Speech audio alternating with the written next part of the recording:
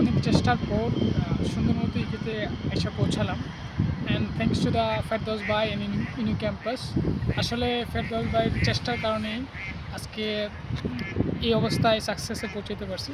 তো সবারই তো স্বপ্ন থাকে বিভিন্ন ইউরোপের দেশে, ইউকেতে, ফিনল্যান্ডে, বিভিন্ন দেশে, নেদারল্যান্ডে এগুলোতে পড়াশোনা করতে। তো আমার ইচ্ছা ছিল, তো ফেরদৌস ভাইয়ের সাথে আমার অনেক দিন যাবৎ একটা লেনদেন। তো ওনার সাথে প্রথম দিকে হয়নি কোনো কারণে, আমার কারণে আসলে প্রথমে অ্যাপ্লাই করিনি। দেন আবার নেক্সটে এই অক্টোবরের দিকে অ্যাপ্লাই করি, অফার লেটার আসে, কন্ডিশনাল আসে, দেন টিউশন পে করি। তো সব কিছু প্রসেস শেষ করার পরে আলহামদুলিল্লাহ জানুয়ারির দিকে আমার ভিসাটা চলে আসে। তো আমি ফেব্রুয়ারির শুরুতেই ইকুয়েতে চলে আসি।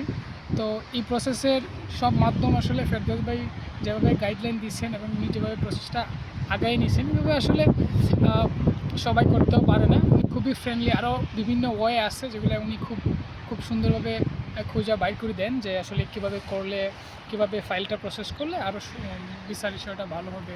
তো এইগুলো তো আপনারা যারা বিভিন্ন দেশে করতে চান, বিশেষ করে ইউকে, ফিনল্যান্ড, নেদারল্যান্ড, দেন হচ্ছে সাইপ্রাস, ফেরদৌস ভাই ইউনি ক্যাম্পাসের মাধ্যমে করতে পারবেন। ওনারা আসলে খুবই সাপোর্টিভ। এবং আমি যখন প্রথম আসি ফেরদৌস ভাইয়ের কাছে, তো উনি আমাকে ছোটো ভাইয়ের মধ্যে, নিজের ভাইয়ের মধ্যে পড়েই আসলে উনি আমাকে ওই সম্মানটা দিতেন, ভালোবাসাটা দিতেন। তো তো এগুলো আসলে ধন্যবাদ ফেরদৌস ভাইকে।